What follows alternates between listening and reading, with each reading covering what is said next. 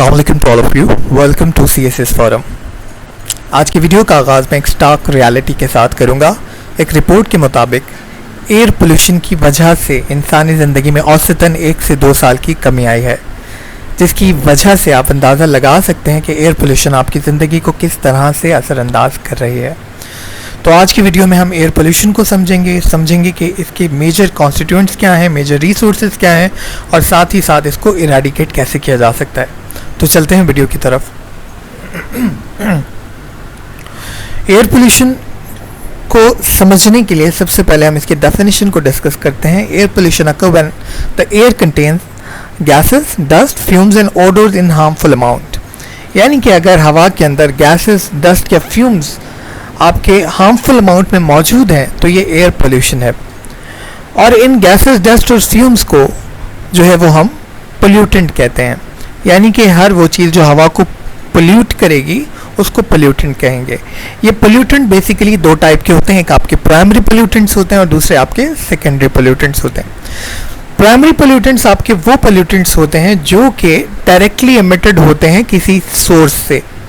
For instance आपके carbon monoxide और sulphur dioxide, यानी आपकी इंडस्ट्री से डायरेक्ट निकलने वाले या किसी भी सोर्स से डायरेक्ट निकलने वाले पोल्यूटेंट जो कि हवा को पोल्यूट करें वो प्राइमरी पोल्यूटेंट कहलाते हैं। और वो पोल्यूटेंट जो कि प्राइमरी तौर पे तो पोल्यूटेंट ना हो लेकिन हवा में जाकर एनवायरनमेंट के अंदर जाकर रिएक्शन करके पोल्यूटेंट बन जाए तो ये होते हैं सेकेंडरी पोल्यूटेंट।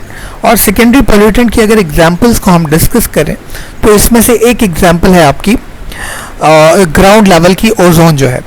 ये किस तरह से बनती है? जो आपके हाइड्रोकार्बन्स होते हैं और आपके नॉक्स होते हैं यानी कि नाइट्रोजन ऑक्साइड, ये जब सनलाइट की मौजूदगी में मिलते हैं तो ये जो है वो ओजोन बनाते हैं जो कि ग्राउंड लेवल ओजोन होता है। यहाँ पे एक चीज़ मैं आपको क्लियर कर दूँ, ग्राउंड लेवल ओजोन और ओजोन जो आपका स्ट्रेटोस्फेयर में होता है उन दोनों में फ़र्क है, इन दोनों की क्वालिटी में फ़र्क है। वो जो आपका स्ट्रेटोस्फेयर में होता है वो जो है वो आपका एयर जो आपका सनलाइट होती है उसको फ़िल्टर करने में मदद देता है और उसकी वजह से हमारा जो एनवायरनमेंट है वो सेफ़ रहता है यूवी रेज से।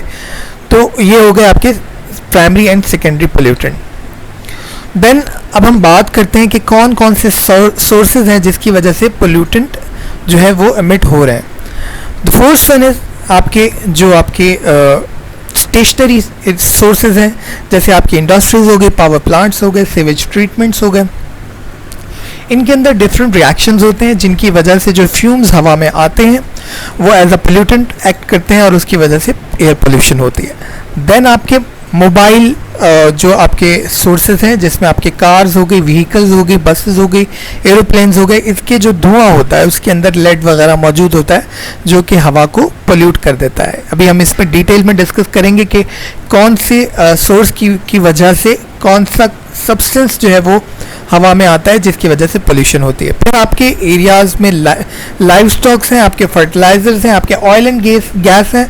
ऑयल एंड गैस भी, क्रूड ऑयल्स भी जब आपके जो है वो रिफाइंस होते हैं या फिर इनकी जब जो है वो प्रोसेसिंग होती है तो इसके दरमियान भी आपके पोल्यूटेंट जो है वो हवा में शामिल होते हैं। देन आपके नेचुरल सोर्सेज भी हैं, जो आपके वॉल्केनोज वगैरह हैं, ये जब इरप्ट होते हैं तो इसके अंदर से भी नाइट्रोजन ऑक्साइड और सल्फर डाइऑक्साइड जो है वो हवा में शामिल होता है। Then it is another source of pollutant. तो ये नेचुरल सोर्सेज हैं।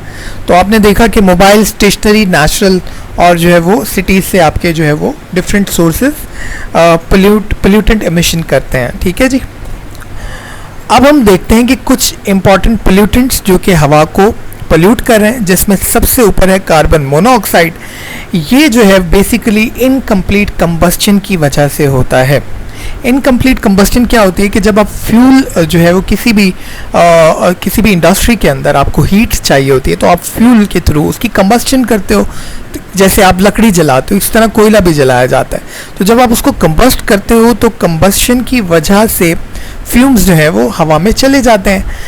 अगर कंबस्शन इनकम्प्लीट होगी तो कार्बन मोनोऑक्साइड प्रोड्यूस होगा, अगर कंबस्शन कंप्लीट होगी तो कार्बन डाइऑक्साइड प्रोड्यूस होगा। तो कार्बन मोनोऑक्साइड जो है वो इनकम्प्लीट कंबस्शन की वजह से होता है और ये एक सोर्स है आपकी पोल्यूटेंट का।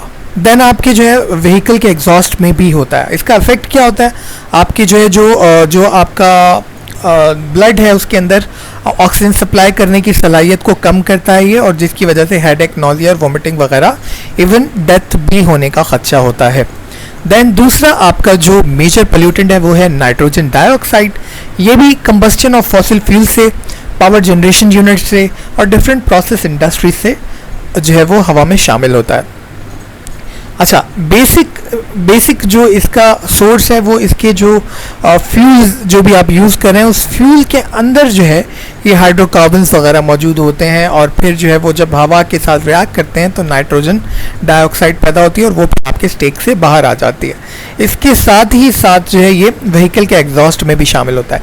इसकी वजह से इफेक्ट क्या होता है, आपके थ्रोट एंड आई इरिटेशन आपको होती है। अच्छा, फिर आपका ग्राउंड लेवल ओजोन है। ग्राउंड लेवल ओजोन मैंने आपको बताया था, it is different from that ozone layer जो कि हमारे एनवायरनमेंट को प्रोटेक्ट करती है।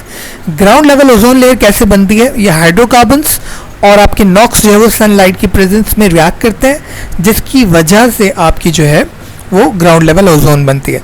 ठीक है, और फिर ये ग्राउंड लेवल ओजोन की वजह से भी आपको जो है वो ब्रीथिंग डिफिकल्टी होती है। देन आपका मेजर सोर्स है लेड, जो कि आपके व्हीकल के एग्जॉस्ट से जो है वो बहुत ज़्यादा इन्वायरमेंट में शामिल होता है। आपने देखा होगा व्हीकल के एग्जॉस्ट से जो ब्लैक धुआं निकल रहा होता है, इसमें बेसिकली लेड की अलामत मौजूद होती है। जो जितना ज़्यादा ब्लैक धुआं होगा वो उतनी ज़्यादा जो है वो पोल्यूटेंट हवा में फैलाएगा। इसके इफेक्ट क्या होते हैं, इसके इफेक्ट जो है वो नर्वस सिस्टम आपका जो है इसकी वजह से डिस्टर्ब होता है।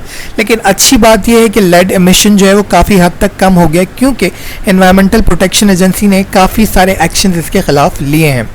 देन आपके पर्टिकुलेट मैटर्स हैं। पर्टिकुलेट मैटर्स आपके वो मैटर्स होते हैं जो कि डस्ट पार्टिकल होते हैं, सस्पेंडेड डस्ट पार्टिकल्स। ये भी आपके जो है वो इंडस्ट्री से जो है वो स्टेक से आपके इंडस्ट्री से पोल्यूटेंट के तौर पे हवा में शामिल होते हैं, और ये भी पार्टिकल्स जो हैं ये आपके लिए हार्मफुल होते हैं।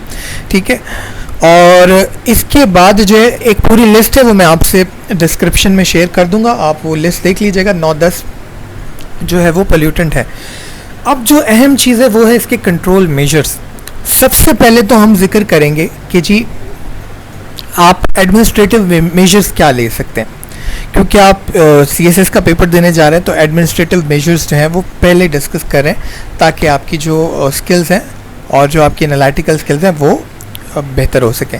तो सबसे पहले तो जी इंडस्ट्रियल जोन जो है वो रेजिडेंशियल एरिया से दूर होना चाहिए। ठीक है, ताकि जो है जो कुछ पार्टिकल्स ऐसे होते हैं जो कि नियरेस्ट एरिया में ही सेटल डाउन हो जाते हैं। ठीक है, कि डेंस होने की वजह से एनवायरनमेंट में ही शामिल हो जाते हैं। तो अगर इंडस्ट्रियल जोन जो है वो रेजिडेंशियल एरिया से दूर होगा तो ये एक फ़ायदेमंद होगा और इससे इरेडिकेट हो सकता है। दूसरा आपके जो है वो ट्रीज़ अलॉन्ग बिजी स्ट्रीट्स होनी चाहिए, ताकि जो ट्रीज़ हैं ये जो है वो अच्छी ऑक्सीजन सप्लाई कर सकें। वो पोल्यूटेंट जो कि आपकी ब्रीथिंग सिस्टम को डिस्टर्ब कर रहे हैं उसके लिए ये जो है एक अच्छा मौसर इलाज कह सकते हैं आप इसको। इसके अलावा मोबिलाइज करना पड़ेगा आपको रेगुलेटरी अथॉरिटी को, कि वो इंश्योर करें कि जो इंडस्ट्रियल डिस्पोजल है वो अलाउेबल लिमिट्स में है। फॉर इंस्टेंस जितनी भी इंडस्ट्रीज़ हैं इनके जो है वो एग्जॉस्ट के ऊपर इंडस्ट्रियल लिमिट्स होती हैं कि जी आप इस अलाउेबल लिमिट के अंदर रहेंगे और इससे ज़्यादा PPM आप जो है वो हवा में नहीं भेजेंगे। तो अगर हमारी रेगुलेटरी अथॉरिटी जो है वो मोबिलाइज रहेंगी, एक्टिव रहेंगी, तो फिर जो है वो कंट्रोल किया जा सकता है। देन यूज़ अनलेडेड पेट्रोल, क्योंकि ये लेड जो है ये पेट्रोल से आता है, तो अगर अनलेडेड पेट्रोल होगा तो फिर जो है वो एयर पोल्यूटेंट काफ़ी हद तक कम हो जाएंगे। देन इंडस्ट्रियल मेजर्स हैं। अब इंडस्ट्रीज़ में क्या होता है कि जब फ्यूम्स जो हैं आपकी इंडस्ट्री के अंदर जो है वो उनको बाहर भेजने से पहले आप क्या करते हैं, यूनिट्स लगाते हैं। आप DNOx लगाते हैं, DSOx लगाते हैं। मैंने पहले भी बताया था कि NOx और SOx जो है वो आपके हवा में जाने के बाद एसिड रेन की वजह भी बनते हैं। तो आप DNOx और DSOx लगाते हैं ताकि जो है वो नाइट्रोजन ऑक्साइड और सल्फर ऑक्साइड के कंपाउंड जो है वो पहले ही आपके फ्यूम्स जो है उससे निकाल लिए जाएं। देन फिर आपके जो है वो होते हैं एयर बैग्स होते हैं जो कि डस्ट पार्टिकुलेट मटेरियल को जो है वो इरेडिकेट करते हैं। देन आपके जो है वो स्क्रबर्स वगैरह होते हैं, वो भी जो है वो डस्ट पार्टिकल को अपने अंदर एब्जॉर्ब कर लेते हैं। एब्जॉर्बर लगाए जाते हैं। तो इंडस्ट्रीज़ के अंदर डिफरेंट कंट्रोल इक्विपमेंट लगाए जाते हैं जिसकी